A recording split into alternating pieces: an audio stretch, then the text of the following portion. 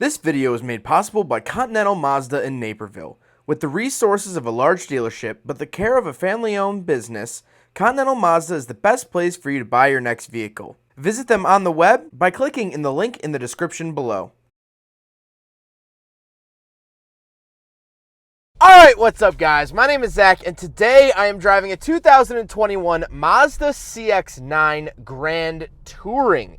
Up front is a 2.5-liter turbocharged inline 4, and down below is a 6-speed automatic transmission. Now guys, I am super excited to be driving the CX-9 today for two different reasons. First of all, never driven a CX-9, and as you guys know, it is my personal goal to drive every car Mazda has ever made. But the second reason is because not even 24 hours ago, I was driving a 2021 Subaru Ascent, a direct competitor to the CX-9. And so I get a really good snapshot of what these two cars are really about, what's better, what's different. And so at the end of the video, I will be putting that Subaru Ascent video as well. But let's get back to that 2.5-liter turbocharged inline 4. Well, this engine was actually designed here for the CX-9. The CX-9 has had the turbo option for a couple of years now. It makes about 277 horsepower, 310 foot-pounds of torque. So before I get into anything else, we're out here on the test track.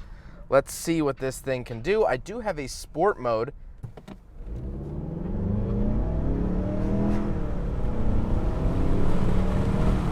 It's not the fastest thing in the world, but it gets up and goes, especially for the size of SUV this is and how small the engine is. It's only a 2.5 turbo. Not bad at all. Now, the exciting thing about this engine is that Mazda is actually doing the same thing that Subaru's doing. And I'm not sure who did it first, but they're both doing it, and it's both awesome. Mazda designed the 2.5-liter turbo for the CX-9. They put it into the CX-9, their largest vehicle that they make.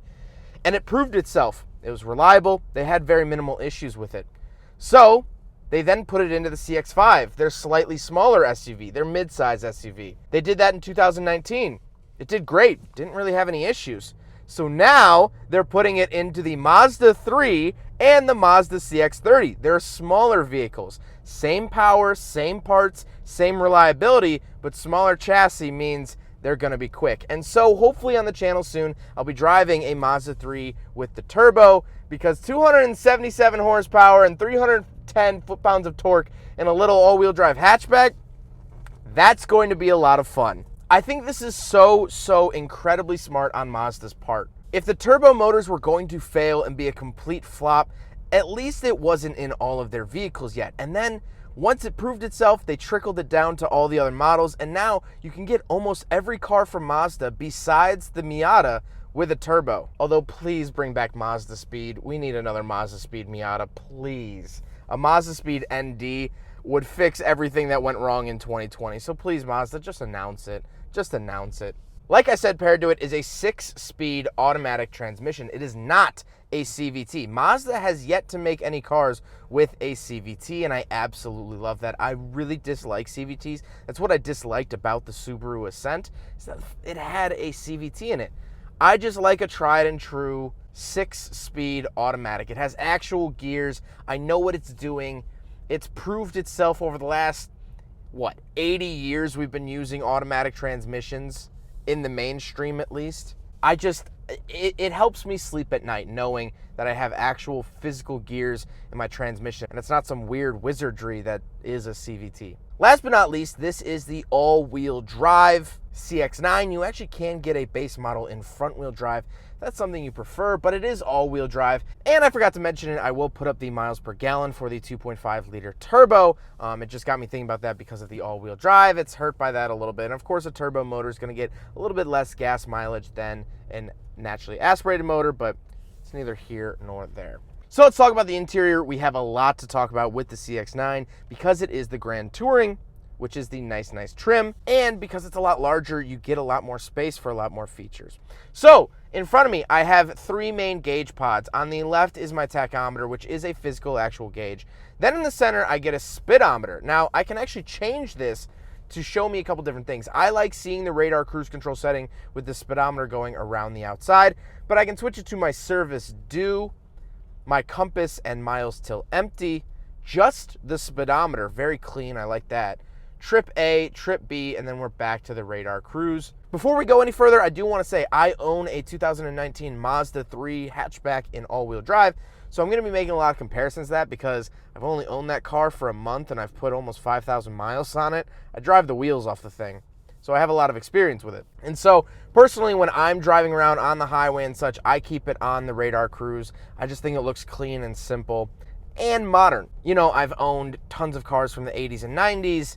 I've done the whole regular speedometer thing. I'm ready for something new, and this gives me that option. To the right, I have my coolant temperature and my fuel. Nothing really too crazy here, but on the outsides of the speedometer, I do have an MPG gauge. Now, this is going to be a little bit deceiving because there is a blue arrow on the MPG gauge. That's the average. And this car only has 16 miles on it, so it's really only been moved on and off the truck. On the steering wheel on the left, I have my volume options, track change, info, and my call options. And then on the right, I have my radar cruise control options. I love radar cruise control. Pretty much every Mazda product has it now.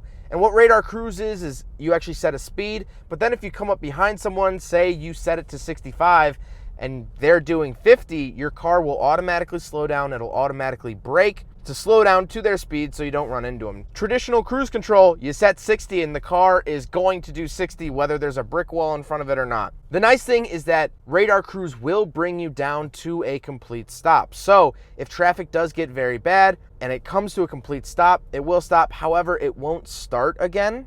You have to tap the gas pedal and then hit the cruise control button, and then it'll pick up from there. I know, such a pain, but it won't automatically start again, which I actually like because then it's not, I don't know, a car starting on its own is still very unnatural to me.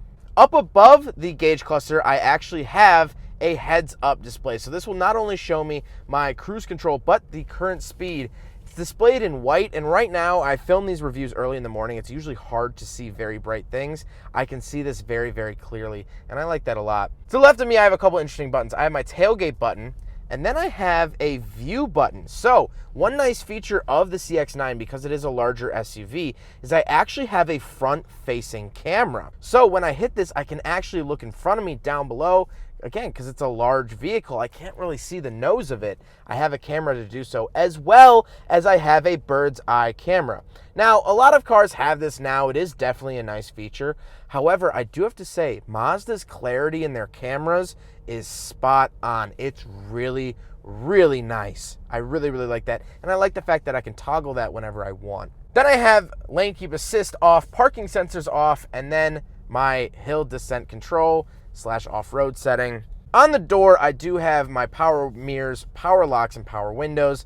Again, nothing too crazy. I like the multiple different materials here on the door. I have this sort of brushed aluminum looking stuff, this tan leather, as well as black leather. I think it works well together, and I don't know, different materials just make it feel nice. Now coming into the center display. Now the video you're seeing here, this is the protective plastic because like I said, this car has 17 miles on it while I'm reviewing it, and I think the first owner should have the honor of peeling that plastic off. However, I'll show a quick clip of my personal Mazda 3's infotainment system. Looks like that. Nice thing is that I do have Apple CarPlay, Android Auto as standard in here. I have tons and tons of different settings I can go through. I can change the brightness, height, and adjustment for the heads-up display. I can change the brightness, day mode, contrast, home screen lock, ambient display of the center screen. It all looks very nice. It works very, very well. And this is Mazda's more updated software. If you buy anything from 2018 or before, or even the 2019 Mazda CX-5, it has Mazda's older software, which I hated. I hated with a passion. I think it's the worst software put into a car because I had used it so much and I was still so hard to use. This is Mazda's updated software. It's great. It's phenomenal. I can also go up to information and look at fuel efficiency monitor, Sirius XM travel link, and vehicle status monitor. So it'll show me when my next service is. If I have any check engine lights or warning lights, it'll actually tell me what it is in the center console. I love that. I think that is great. While we're talking about the technology, I should mention that the 2021 CX-9 now gets Mazda's connected services. This is new for 2021. And what that means is it'll actually connect your CX-9 to your phone. You can lock the car from your phone. You can unlock the car from your phone. You can start it from from your phone. If you have any check engine lights or warnings or service, that can all be run through the phone, as well as some safety features like if you get into an accident, it'll automatically dial 911 through your phone. Roadside assistance is at the click of a button, again through the app. This is really, really great. And it's now offered here on the CX-9. That would be a big buying plus for me. Like I keep saying, I own a Mazda 3 hatch and I don't have those Mazda connected services, and I'm desperately trying to find if a dealership can like retrofit it for me, because I think that is just absolutely great. Start stop, especially in the winter, you could stay in bed and start your car and warm it up. Oh wow, I mean, that's every Chicago man's dream. One part of the Grand Touring package is the Bose audio system. Please upgrade and get the Bose audio system. If you're looking at two different Mazdas, one has the Bose system and one does not, go with the Bose. Again, my Mazda 3 hatchback does not have the Bose system, and I know that they make hatchbacks with the Bose system, and I kick myself almost every day for not getting it. So the CX-9 has that. Go with the Bose. Down below the center screen, as we keep moving on, sorry I kind of talked too long about that, I do have two vents in the hazard switch, and then I have my climate controls. A lot to go through here. First of all, upper left, I have a heated steering wheel. Absolutely great. Again, another Chicago man's dream. Then I have heated seats and cooled seats, which are fantastic. Ventilated and heated seats. I mean, you don't need anything else in a car. I mean, those are just awesome. Awesome, awesome, awesome. On a hot day when the car is, it's the stagnant air in the car is like 1.5 million degrees, ventilated seats really come in clutch. It's amazing. And of course, I do have dual zone, auto climate controls, everything else that I want. But before we get away from the climate controls, one nice thing about the little panel here is that I actually have seatbelt warnings for all 3 rows. This is fantastic. So if someone is unbuckled in the 3rd row and you can barely see them from where you're sitting, the car will notify you. And that is absolutely awesome. So you can turn around and say, hey, buckle up. You can actually see that down here. I think that that's brilliant, especially for a 3rd row vehicle. I've seen them for the 2nd row. That's nothing really too crazy, but 3rd row, that's a nice feature. Now we come to the actual center console, which has a wireless charger. This is starting to be offered in a lot of vehicles, but it's the first I've seen from Mazda. There is a wireless charger in the center console. So just slide your phone in there and it'll start charging, which is fantastic. Then we have the shifter itself. It's finished in this nice leather. Nothing really too crazy there. I do have a sport button. I used that earlier when we did the acceleration test. I do have a sport button. It's cool. It works. Really all this does is it just makes the transmission hold on to gears for a little bit longer. Then I have the actual selector wheel. Now, I love this. I think Mazda has always been the top of its class when it comes to this selector wheel. It feels great, very tactile. I know exactly what I'm doing without looking. Click, click, click. Very, very great. I do have favorite buttons for music, home, and navigation, as well as back and favorites on the other side. Then the volume knob is actually found down here, not up on the dash. I love this placement. This is where my hand naturally rests, so the volume is always at a click of the hand, whether that be my left hand on the steering wheel or right hand on the knob. Then to the left of that, I have my power parking brake and my auto holding brake. So what this will do is when it is toggled on, you come up to a stop, you press the brake a little bit extra hard. I'll do it right here. So auto hold on, come to a stop.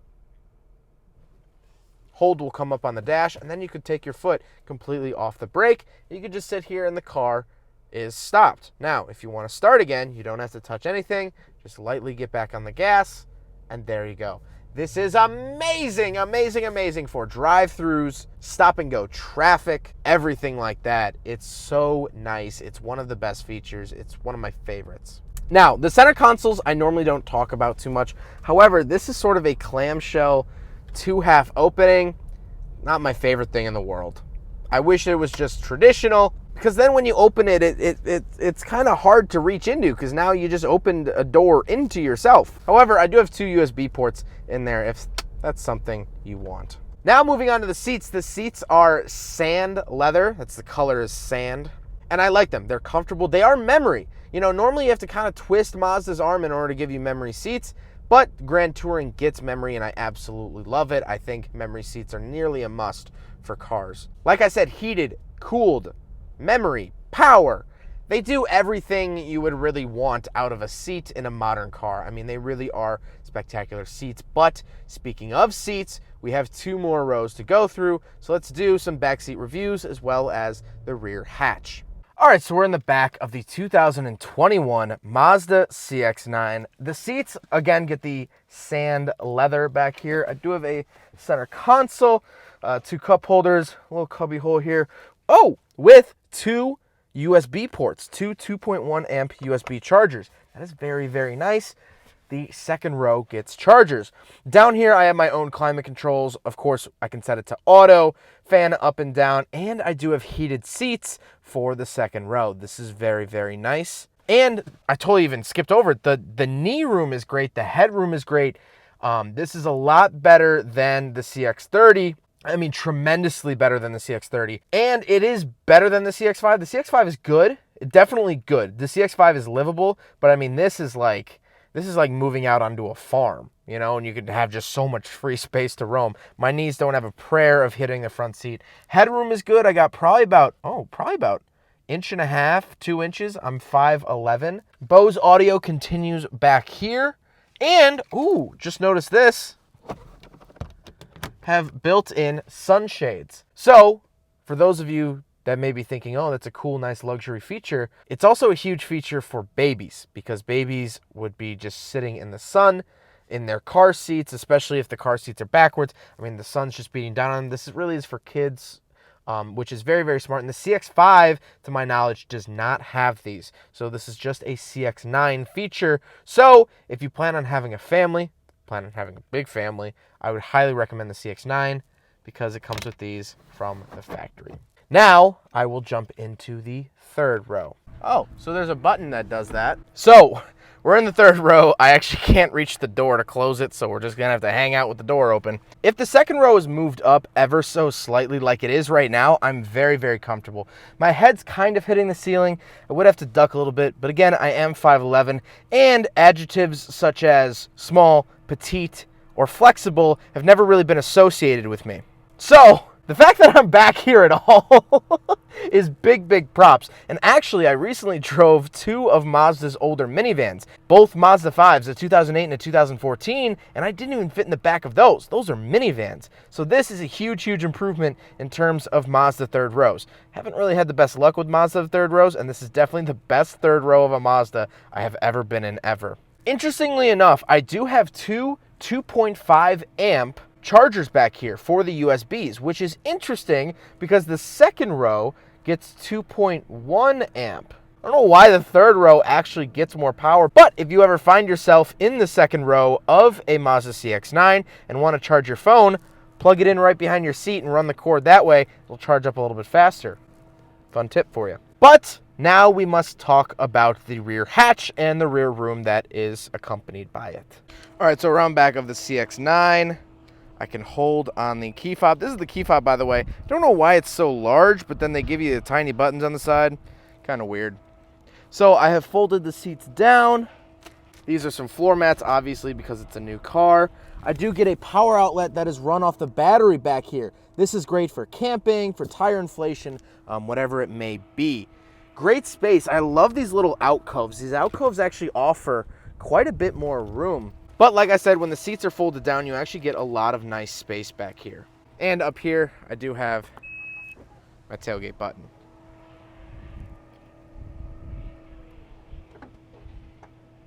Now we have to talk about the looks. I think the CX-9 looks good. I definitely confuse them for CX-5s every once in a while. And that's saying a lot because we actually have a 2018 Mazda CX-5 at home. I've put probably a couple thousand miles on that car and I still mix it up for the CX-9. However, I think it looks good and I think it looks reserved. And when buying a third row SUV, you know, third row SUVs tend to usually not get the style treatment. They're usually not styled too well, but I do think that this does look good and I'm very happy with it. So now as we get towards the end of the review, I really don't have any complaints about the CX-9. From where I'm sitting, this car does everything I need it to do and more. It has that super colorful Apple CarPlay. It has heated and cooled seats, a heated steering wheel, memory seats, a 2.5 liter turbo engine. It has a turbo engine. It has 3 rows. I can fit a lot of people in here. It has a sunroof. It has the Bose audio system that kicks. I mean, it's awesome. It's nice and easy to drive, and we'll talk about the price. We'll finish off with the price. $45,000. Now, what's really nice is that the Subaru Ascent that I drove yesterday was priced exactly at $45,000. So really good comparison there. Definitely go check out that video after this one. But a 3-row SUV for $45,000 sounds like a lot. It does. However, I recently drove a 2021 Chevy Tahoe. Base price, $65,000.